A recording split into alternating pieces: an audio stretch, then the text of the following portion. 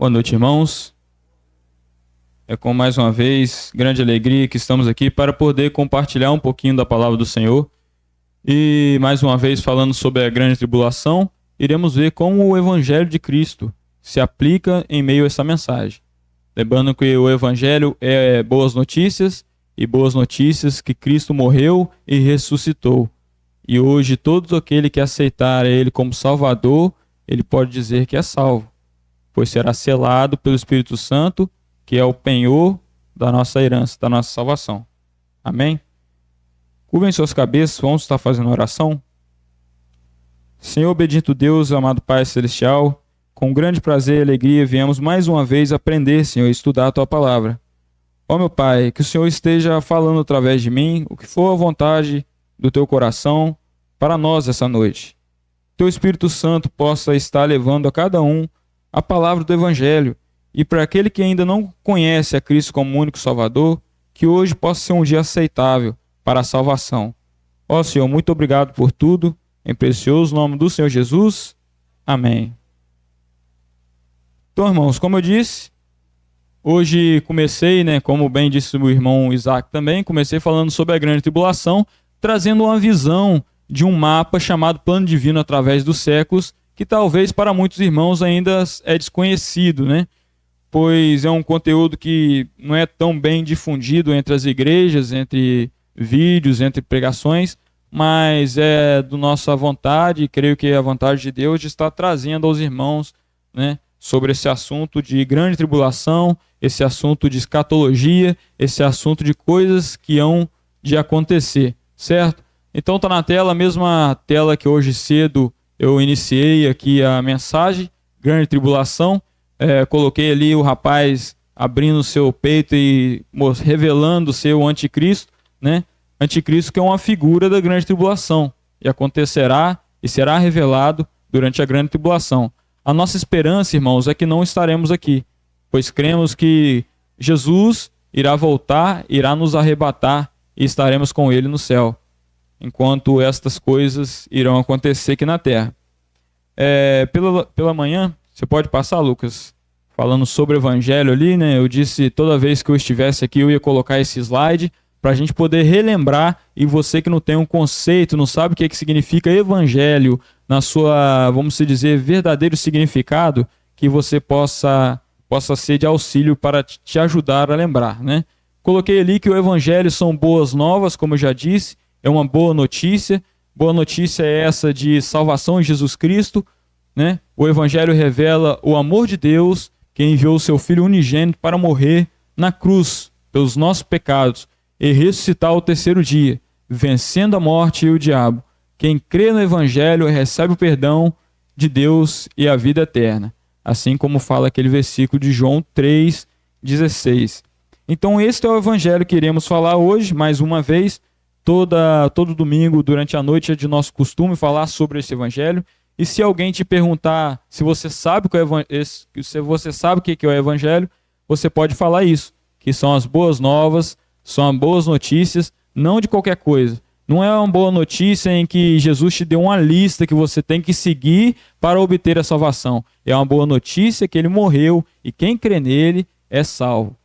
É isso que a palavra de Deus nos fala. Mas infelizmente, hoje nas igrejas, na maioria dos lugares, é pregado um evangelho que às vezes tem a ver com dinheiro, que às vezes tem a ver com outras coisas, mas não trata desse assunto que é o tema principal da palavra de Deus, que é Jesus, é a nossa salvação.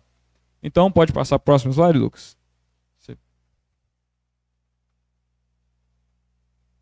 A gente veio falando de grande tribulação, vamos dar uma recapitulada rápido. O que é grande tribulação?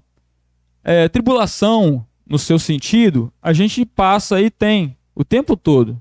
Enquanto vivos aqui na Terra, vamos passar por tribulações, por aflições. Eu coloquei ali o que é tribulação.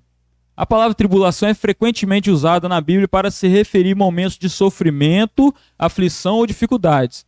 Muitas vezes a tribulação é ligada a momentos de provação de fé. Paulo diz que devemos nos gloriar nas tribulações, pois ela produz perseverança. Isso está relatado em Romanos, capítulo 5, versículo 2 e 3. Certo? Então, tribulações é uma coisa que passamos no decorrer de nossas vidas. Isso sempre acontecerá. Em João 16, versículo 33, que fala aquela passagem que você coloca para nós, Lucas? Acho que é João 16, 33, né? Que fala que Jesus falando. Isso. João 16, versículo 33. Jesus fala assim: tenho-vos dito isso, para que em mim tenhais paz. No mundo tereis aflições, mas tende bom ânimo, pois eu venci o mundo. Amém? Então, meus irmãos, tribulação é isso, são coisas que acontecem, mas grande tribulação, na Bíblia, ela se refere a um período específico de tempo, né? Que nós dizemos, nós pensamos e acreditamos que será durante 7 anos, e esse tempo começará após o arrebatamento da igreja. Hoje pela manhã também vimos, né? Às vezes pessoas te perguntarem: rapaz, mas aonde na Bíblia que fala sobre arrebatamento da igreja? Aí temos 1 Tessalonicenses, capítulo 4, certo, Lucas? 1 Tessalonicenses, capítulo 4, versículo 13 em diante, que fala ali sobre o arrebatamento. Não precisa pôr, não. Que fala sobre o arrebatamento. Mais uma passagem que fala sobre o arrebatamento, temos 1 Coríntios, capítulo 15, versículo de 51 adiante. 1 Coríntios, capítulo 15, versículo 51 adiante. Também fala que seremos transformados num abrir e num piscar de olho. Então a gente tem essa esperança. Esperança que não vamos chegar e esperar pelo anticristo, como muitos aí pensam, como os pós-tribulacionistas pensam. Eles não esperam a volta de Jesus, eles esperam a chegada do anticristo, pois acham que vão ser arrebatados apenas no final da grande tribulação, certo? E o que é grande tribulação? A palavra grande tribulação está escrita em algumas passagens bíblicas, se referindo a um tempo que haverá uma grande tribulação jamais vista. Isso está relatado ali em Mateus, capítulo 24, versículo 21. Com o pensamento pré-tribulacionista, a grande tribulação é um período de 7 anos que acontecerá após o arrebatamento da igreja. Lembrando o que é a igreja, não é um local de 4 paredes, mas e sim é todo aquele que confessa a Cristo como Salvador, né? E estão espalhados em diferentes denominações. Todo aquele que confessa a Cristo como Salvador, ele é a igreja, ele faz parte do corpo de Cristo. E nós temos a esperança que essa igreja será arrebatada. Quando fala igreja, não é um local de 4 paredes, certo?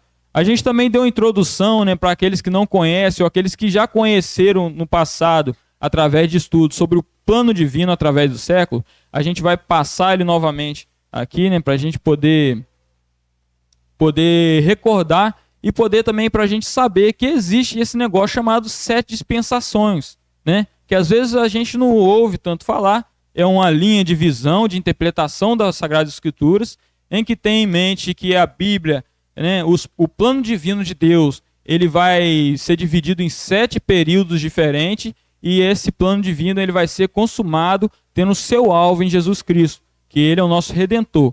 Através dele que todas as coisas foram feitas, né? Fala em João, e é através deles que temos a salvação, certo? Então, se você não sabe o que é 7 dispensações, né? 7 dispensações são períodos de tempo em que Deus tratou com o homem.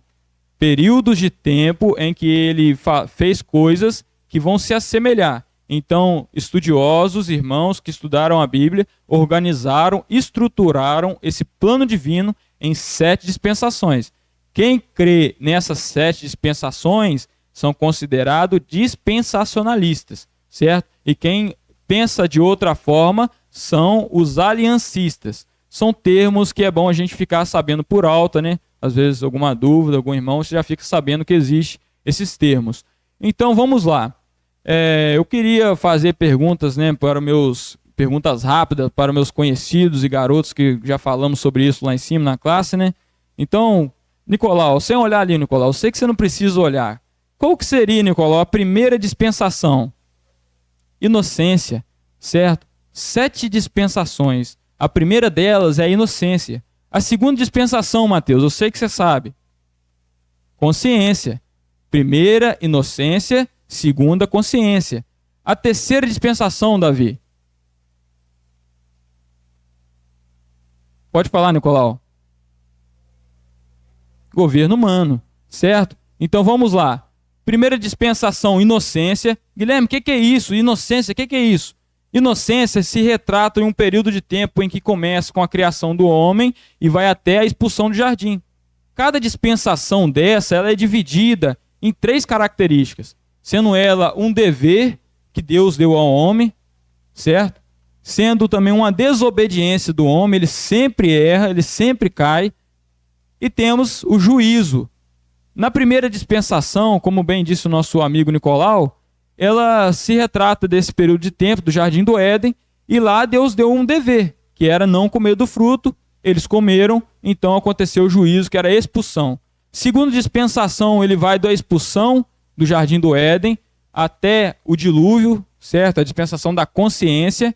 Na inocência, o ser humano ele passa a ter consciência, pois comeu do fruto, e agora ele conhece aquele bem que ele não consegue mais fazer e sabe do mal que ele não consegue deixar de fazer após comer o fruto. Eles são expulsos e vai começar a segunda dispensação, que é a dispensação da consciência, certo? Que ali vai ter aquela passagem famosa do dilúvio, né? Que o dilúvio seria o juízo dessa dispensação da consciência. Depois temos o governo humano. Os seres humanos se multiplicaram pela terra, não tem mais apenas uma consciência para dizer para ele como ele deve seguir e obedecer a Deus, mas agora juntando as pessoas com o governo, ele tem esse objetivo, mas ele falha novamente, certo? O dever dado ali nessa dispensação, que é após o dilúvio, ele é multiplicar e se espalhar sobre a face da terra, só que eles se ajuntam e criam a Torre de Babel. Lembra dessa passagem? Certo? E eles se ajuntam ali, mas Deus vai lá, o juízo, né, que Deus cai sobre eles, é a confusão de línguas. Na quarta dispensação, temos a dispensação patriarcal.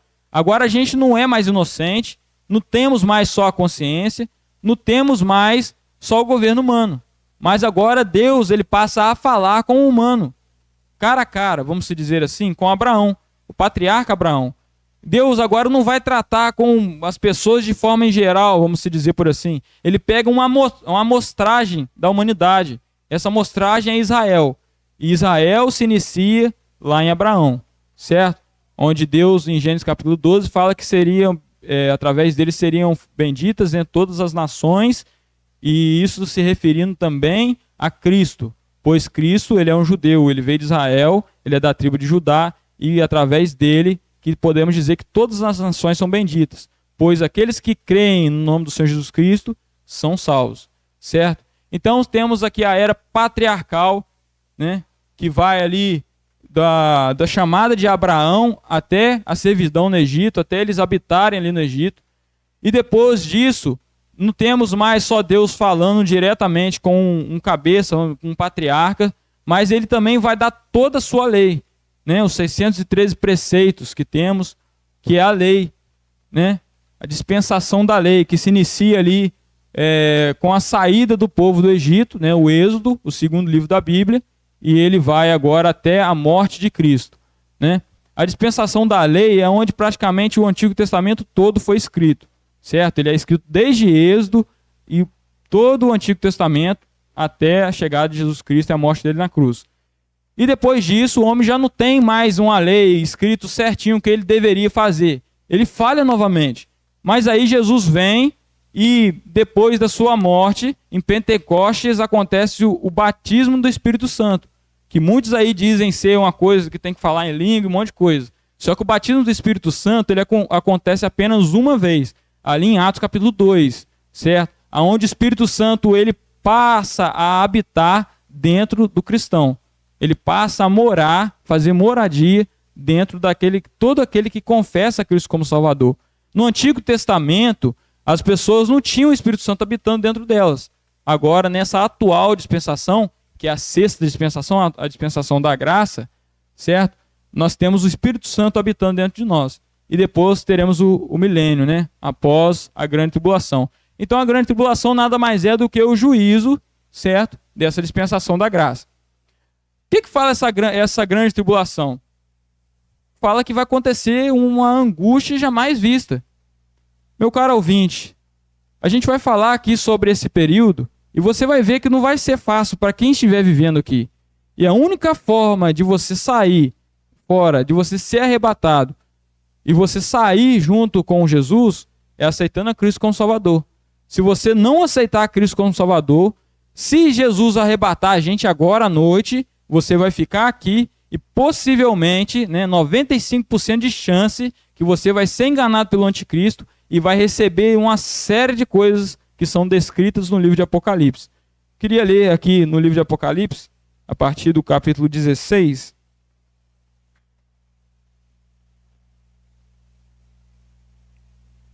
Lembrando também um conceito muito bom para que possamos estudar depois e entender um pouco mais as Sagradas Escrituras.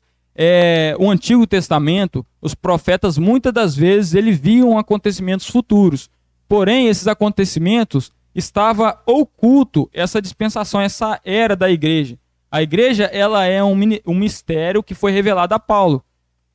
Então, se você for ler, pegar para estudar os profetas, você vai ver que ele fala sim coisas a respeito do futuro, mas geralmente está ligada ao período da grande tribulação, onde Deus voltará a tratar com aquela amostragem que eu falei, voltará a tratar com Israel.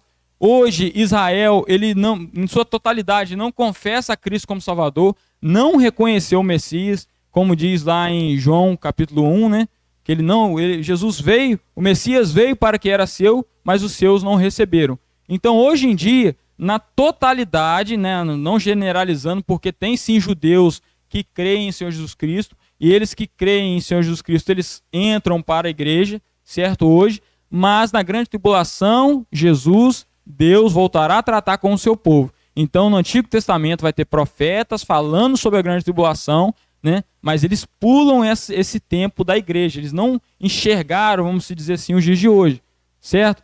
Então, só para a gente ter aí uma noção sobre escatologia e para nos auxiliar nos estudos do Antigo Testamento. Então, em Apocalipse aqui, capítulo 16, é só uma das passagens que vai descrever o que acontece ali na grande tribulação, e você vai ver que coisas terríveis que vão acontecer. E como eu já disse, meu irmão, meu amigo, se você ainda não aceitou a Cristo como Salvador, aceite. Pois se você entrar nesse período, vai ser triste. Você vai sofrer demais. E a grande chance, quase 100%, vamos dizer assim, de certeza, que você será enganado e será condenado. Pois não aceitou a Cristo como Salvador nessa atual era, na era da graça, certo? Vamos lá. Apocalipse capítulo 16, relata ali sobre as taças, lembrando que o livro de Apocalipse ele tem várias linguagens figuradas, tem também os 7 selos, 7 trombetas, e agora aqui a gente tem as 7 taças, que são a ira de Deus, que é derramada no período da grande tribulação. E disse assim: e ouvi, vinda do templo, uma grande voz que dizia aos 7 anjos: ide derramai sobre a terra as 7 taças da ira de Deus. E foi o primeiro, e derramou a sua taça sobre a terra. E fez-se uma chaga má e maligna nos homens, que tinham o sinal da besta e que adoravam a sua imagem. Então vemos aí que a primeira taça, ela é chagas malignas que vão acontecer com esses que tiver a marca da besta. Então, se você não aceitar Cristo hoje e a igreja for arrebatada e você ficar, possivelmente você vai ser enganado, possivelmente você vai receber a marca da besta e depois de um período de paz, de falsa paz, você vai cair sobre você diversos tipos de iras e condenação, Até chega um momento que fala que não haverá mais morte, as pessoas vão buscar a morte, mas a morte fugirá delas. Vai ser uma terrível aflição. Diz a Bíblia que essa grande tribulação é uma aflição que jamais vista e jamais irá acontecer, certo? Então aceite a Cristo como Salvador e você será arrebatado, assim, quando Jesus voltar. Então a primeira taça é chagas malignas, e o segundo anjo, a partir do versículo 3, diz assim: e o segundo anjo derramou a sua taça no mar, que se tornou em sangue, como de um morto, e morreu no mar toda a alma vivente. E o terceiro anjo derramou a sua taça nos rios, e as fontes de água se tornaram em sangue. Eu ouvi o anjo das águas que dizia: justo és tu, ó Senhor, que és e eras, e és santo, e santo és, porque julgastes essas coisas. Visto como derramaram o sangue dos santos e dos profetas, também tu lhes deste sangue a beber, porque disto são merecedores. Eu ouvi outro do altar que dizia: Na verdade, ó Senhor, Deus Todo-Poderoso, verdadeiros e justos são os teus juízos. Então o quarto anjo derramou a sua taça sobre o sol, e foi-lhe permitido que abrasasse os homens com fogo. Então vai acontecer coisas terríveis, chagas malignas, o sol ele irá arder de uma forma que os homens irão quase que derreter, vamos dizer assim, certo? Coisas terríveis irão acontecer aqui durante a grande tribulação. Fala de modificações na terra, ilhas irão se mover de lugar, certo? Em determinado tempo serão soltos anjos que estão presos, anjos malignos, demônios que estão presos no abismo, serão soltos para atormentar e ferir os homens. Então, mais uma vez, meu querido ouvinte, se você não aceitou a Cristo como Salvador, aceite enquanto ainda Ele veio para salvar o mundo, enquanto Ele ainda trata, Ele ainda está com a sua grande graça, que está disposta, está na sua porta. E hoje, você aceitando a Cristo como Salvador, você é salvo, e mais uma vez, você não passará pela grande tribulação. Jesus, quando Ele veio na sua primeira vez, como Messias, Ele veio como Cordeiro de Deus, que tira o pecado do mundo, Ele veio para cobrir os nossos pecados, para morrer ali na cruz. Ele não veio para julgar o mundo, Ele não veio para condenar o mundo, mas Ele veio para salvar o mundo. Lembra o que está escrito ali em João 3,16, Lucas? Coloca para a gente. João 3,16. Ele diz assim: porque Deus amou o mundo de tal maneira que deu o seu Filho unigênito para todo aquele que nele crê, não pereça, mas tenha vida eterna. Pode continuar. Porque Deus enviou o seu Filho ao mundo, não para que o condenasse. Então, na primeira vinda, quando ele veio aqui como humilde, né, veio como servo, ele cumpriu essas regalias, cumpriu toda a lei, né? Ele cumpriu tudo aquilo que o homem não conseguiu fazer nessas todas as dispensações. Ele cumpriu e ele estava apto para morrer por nós. E morrendo por nós, temos a salvação. Então ele veio não para que condenasse o mundo, mas para que o mundo fosse salvo por ele. Quem não crê nele é condenado. Mas quem crê nele não é condenado. Mas quem não crê já está condenado. Portanto, não crê no nome do unigênito Filho de Deus. Então, meu amigo, se você ainda não aceitou Cristo como Salvador, tem uma espada de ira sobre a sua cabeça. Uma espada de ira sobre a sua cabeça, pendurada por um fio de cabelo que a qualquer momento pode pocar. Você ou chega Jesus e nos arrebata e você vai ficar por aí, vai sofrer todas as coisas que estão relatadas na Bíblia, ou você pode partir e morrer daqui a pouco. A gente não sabe do futuro, certo? Você pode estar saindo daqui, Deus queira que não, é dele a sabedoria e através dele ele faz todas as coisas, mas se você sair daqui e morrer, para onde você vai? Você sabe onde será a sua morada eterna? Você sabe se você partir daqui agora, será que você está nessa situação aí de condenado? Porque ali está escrito que não é quando o ser humano morrer e ele lá vai ser condenado, não. Quem não crê, ele já está condenado. Já está andando num caminho que vai cair um penhasco, certo? Então, crê no Senhor Jesus Cristo e você não é condenado, né? Então, passando para o próximo versículo, Lucas. E a condenação é esta, que a luz veio ao mundo, e os homens amaram mais as trevas do que a luz, porque as suas obras eram más. Você lembra lá em Atos, capítulo 2, no batismo da igreja, Pedro faz uma pregação, né, após receber o Espírito Santo, ele faz uma pregação e ali temos 3.000 convertidos.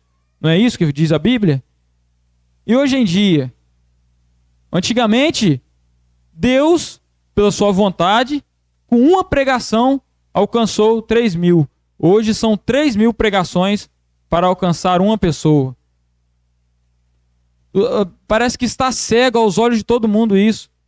Essa salvação. As pessoas escutam o tempo todo. Parece que quanto mais o evangelho se espalha pelo mundo, mais as pessoas são cegas.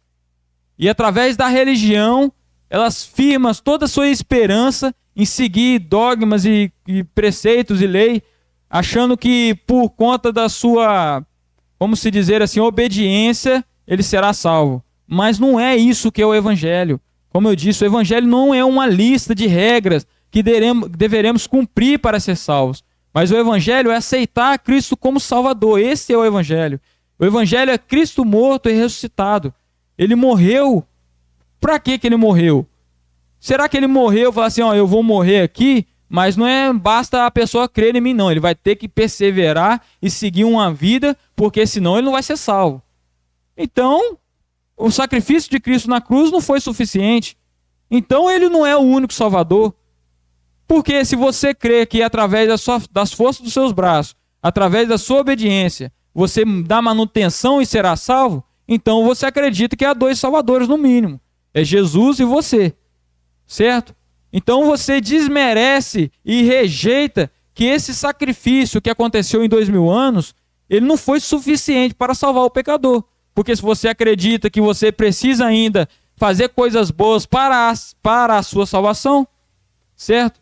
Mas aí também muitos caem no erro de, se ele morreu por mim e eu não preciso mais fazer nada para ser salvo, vou viver de qualquer jeito.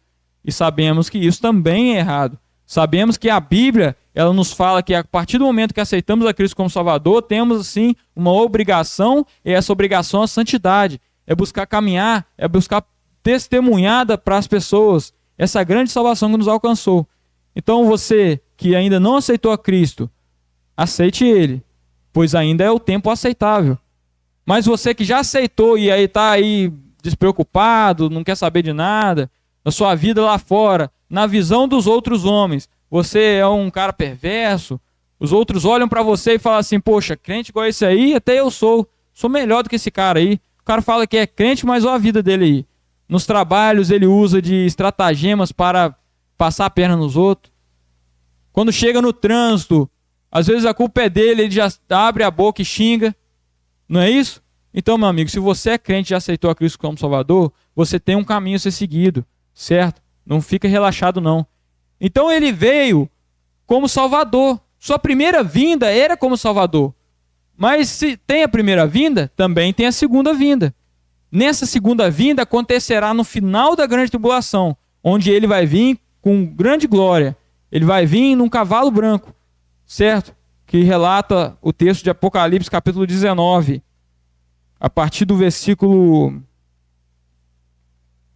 Apocalipse, capítulo 19, a partir do versículo 11, diz assim: E vi o céu aberto, e eis um cavalo branco, e o que estava assentado sobre ele chamava-se Fiel e Verdadeiro, e julga e peleja com justiça. E os seus olhos eram como chama de fogo, e sobre a sua cabeça havia muitos diademas, e tinha um nome escrito, que ninguém o sabia senão ele mesmo. Estava vestido de uma veste salpicada de sangue, e o nome pelo qual se chamava é Palavra de Deus.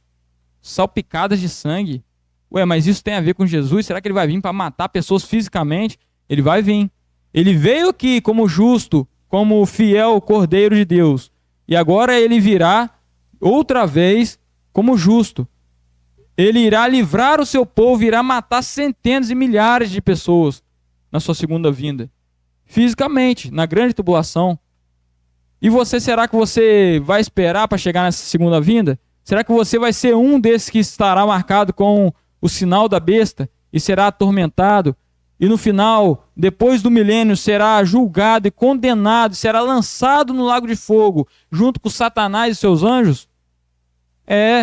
Porque muitos pregam um Deus de amor, mas esquece que Deus também é um Deus de justiça. Ele não passa a mão na cabeça do homem, falando assim, não, tá perdoado o pecado, pode entrar aí no céu. Ele não faz isso não. Para ele pagar e perdoar pecados, ele teve que vir ao mundo e morrer, ser crucificado, porque ele é justo. Ele é justo. E se você não aceitar Cristo como Salvador, você passará por essa condenação descrita em João. Você passará por essa condenação escrita no livro de Apocalipse. Será lançado no lago de fogo. Eu não sei nem o nível de tormento que haverá ali. Eternamente ficará ali. Poxa, Guilherme, mas você prega assim, o pessoal vai aceitar Cristo por medo. Mas quem que falou? Quem que nós devemos temer? Devemos temer o homem? Não foi Jesus que disse em Lucas que é a ele que devemos temer? Porque ele não tem poder somente para te matar, mas ele tem o poder de lançar a sua alma no inferno. É isso que a Bíblia nos trata. É isso que a Bíblia nos diz. Então, mais uma vez, meu ouvinte, amigo, se você ainda não aceitou a Cristo como Salvador, aceite, pois estamos num tempo de graça. Tempo é esse que Deus está tratando, está refreando ainda sua ira. Mas se você não aceitar, corre o risco de você continuar vivo no arrebatamento e ir para o grande tribulação, sofrer tudo aquilo, e depois será condenado ainda e terá sua alma por resto da eternidade no lago de fogo, sofrendo. Certo? Então você que ainda não aceitou a Cristo como Salvador, aceite, pois ainda é tempo. Então aqui no capítulo 19 de Apocalipse, continuando ali, né? E seguiam os exércitos que há no céu em cavalos brancos revestidos de linho fino e branco e puro. E da sua boca saía uma aguda espada para ferir com ela as nações. Ele as regerá com vara de ferro. E ele mesmo é o que pisa o lagar do vinho, do furor e da ira de Deus Todo-Poderoso. É ele, é Jesus. Aí sim ele vai executar a sua ira. Cairá sobre você? Será? Será que cairá sobre você? Se você já confessou a Cristo como Salvador, você tem esperança. Esperança que é a maior esperança que você vai ter aqui enquanto vivo. Não é apenas uma esperança que irá vir e irá passar, como estamos acostumados a viver, mas é uma esperança de vida eterna, de salvação. Uma esperança que não passaremos pela condenação, pois aceitamos a Cristo. E não foi pelas nossas obras, mas sim pelo fato, pela obra de Cristo, que somos reconciliados com Ele mesmo. Você lembra que está escrito lá em Romanos capítulo 5, versículo 5. Coloca para a gente aí, Lucas. Pode passar para 6. Porque Cristo, estando nós ainda fracos, morreu a seu tempo pelos ímpios. Porque apenas alguém morrerá por um justo, pois poderá ser que pelo bom alguém ouse morrer. Então ele veio morrer por pessoas boas?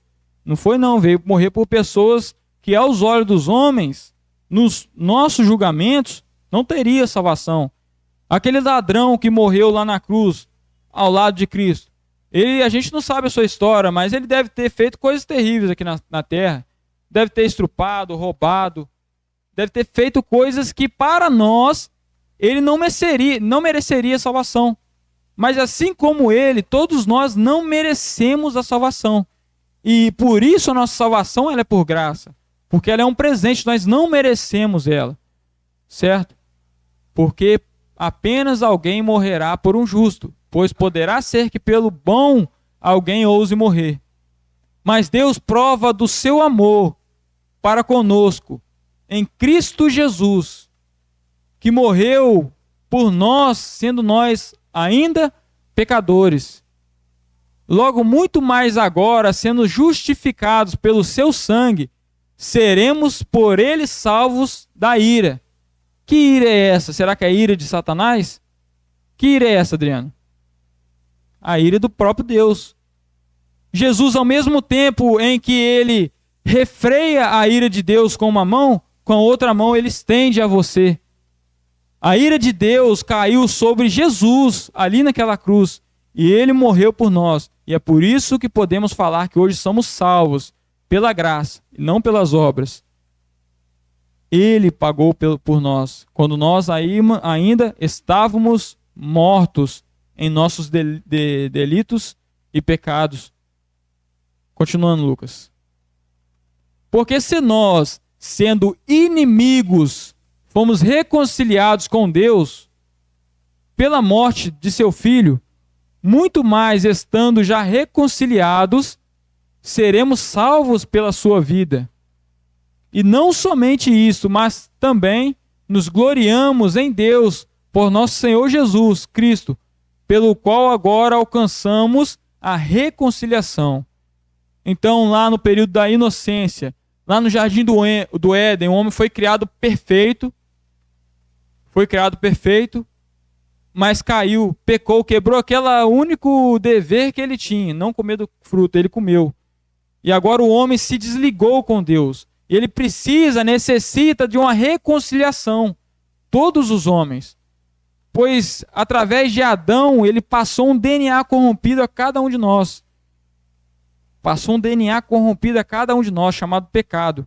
E sem essa reconciliação, não há salvação. E essa reconciliação, mais uma vez, ela vem através do sacrifício de Jesus Cristo naquela cruz.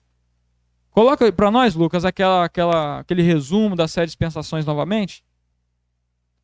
No jardim do Éden, o homem era perfeito, então ele poderia falar assim: ué, mas não tinha tanta lei, a gente não tinha tanta sabedoria, a gente caiu e pecou. Então Deus deu a consciência para ele, através da sua consciência ele deveria seguir, através do seu coração, a obedecer a Deus.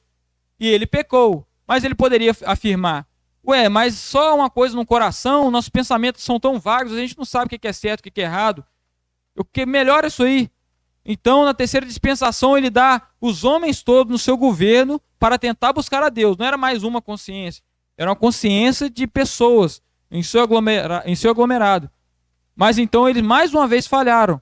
Eles poderiam falar: mas a gente tem muitas pessoas, mas também a gente não sabe o certo, o que é certo, o que é errado.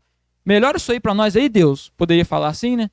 Na quarta dispensação, então Deus falou assim: então beleza, eu vou falar com o homem, vou tratar com o povo, eu vou escolher um povo, eu vou cuidar desse povo, vou ficar pertinho dele, vou mostrar para ele diversos sinais e vamos ver o que vai acontecer.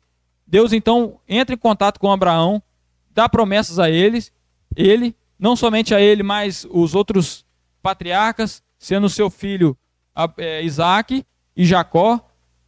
Então, mais uma vez, o homem não consegue cumprir a vontade de Deus. Mas aí o cara poderia falar assim: mas aí você falou só com os caras lá, Abraão, e da boca dele a gente ouviu, a gente não entende nada. Melhora isso aí pra gente. Então Deus, na quinta dispensação, ele deu: então tá bom, vou te dar aqui uma lista de coisas que você deve fazer. Rapaz, segue essa lista aqui, que essa é a minha vontade. Mas mais uma vez o homem falha e não consegue cumprir. E o homem poderia falar assim: mas a gente tem uma lista agora de coisas que devemos fazer, mas mesmo assim a gente tem essa carne aqui que não ajuda a gente a fazer essas coisas. A gente peca. Melhora isso aí pra gente aí. Então na sexta dispensação o Senhor, ele vai não dar a palavra de Deus completa, a escritura completa, mas ele vai também dar o Espírito Santo. Deus vai passar a habitar em todo aquele que confessa ele como Salvador. Mas talvez algum de vocês ou pessoas poderiam pensar: Senhor, a gente tem a palavra de Deus? Tem. A gente tem você morando dentro de nós? Tem. Mas eu não te vejo, não consigo te ver. Como é que eu vou saber que você mesmo existe? Vamos se dizer assim? Alguém poderia pensar. Por que você não aparece e faz aí cair relâmpagos e raios e matar esse pessoal todo que peca? Por que o Senhor não faz isso? Por que o Senhor não se revela visualmente para que possamos ver e aí o pessoal vai começar a crer em você? Ele já veio, já fez sinais, e as pessoas, a maioria que viram, alguns, ainda não acreditaram nele como Salvador. Então beleza então. Então na sétima dispensação, no milênio, eu estarei reinando aqui fisicamente. No milênio, Jesus reinará fisicamente. Reinará fisicamente, com vara de ferro, regerá as nações. E mesmo assim, com tudo isso aqui, com lista de coisas que deve fazer, com a Bíblia, com diversas coisas, podendo ver Jesus visualmente, ainda haverá pessoas que irão pecar, e no final do milênio acontecerá ainda uma rebelião. Então, todas essas dispensações, todo esse plano, todos esses períodos, ele prova que o homem não tem salvação em si só. Ele necessita de aceitar a Cristo como Salvador. Porque não é pela coisa que temos, não é isso. Mas Deus está muito vago, ele não está se mostrando aos homens, ele tinha que vir aqui e mostrar para todo mundo que ele existe. Ele deveria, julgar todo mundo que peca, aí o pessoal ia começar a acreditar nele. Mesmo se isso acontecesse, não iriam aceitar Cristo como Salvador. Pois aceitar Cristo como Salvador ela é o maior milagre que pode acontecer na vida do ser humano. Você aqui, sei lá, às vezes eu poderia falar assim, alguém morrer aqui, eu ressuscitar o cara. Já pensou? Você acha que isso seria um grande milagre? Não seria maior do que aceitar Cristo como Salvador. Porque se alguém ressuscitar aqui, se eu ressuscitar alguém, é claro que eu não tenho poder para isso, com certeza, né? Mas se alguém fosse ressuscitado, daqui a uns dias, daqui a 100 anos, ele já estaria morto de novo. E se ele não aceitar, Cristo vai para o inferno. Então essa salvação, ela vai resolver um problema que é eterno. Essa aceitar Cristo como Salvador, ela é o maior milagre porque resolve não um problema aqui físico, terreno, mas ele resolve um milagre, resolve um problema que é eterno. Então, esse plano divino, as 7 dispensações, esses 7 períodos, ele revela que o homem em si mesmo ele não tem condição alguma de ser salvo. Paulo, na sua carta, ele fala que através do cumprimento da lei, nenhuma carne será justificada. Isso está na Bíblia, irmão, não é eu que estou falando, não. Isso está na Bíblia.